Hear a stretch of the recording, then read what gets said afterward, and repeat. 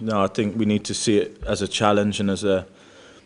something that, let's take it on really, and let's see where we're at, and let's try and prove ourselves against one of the best teams, and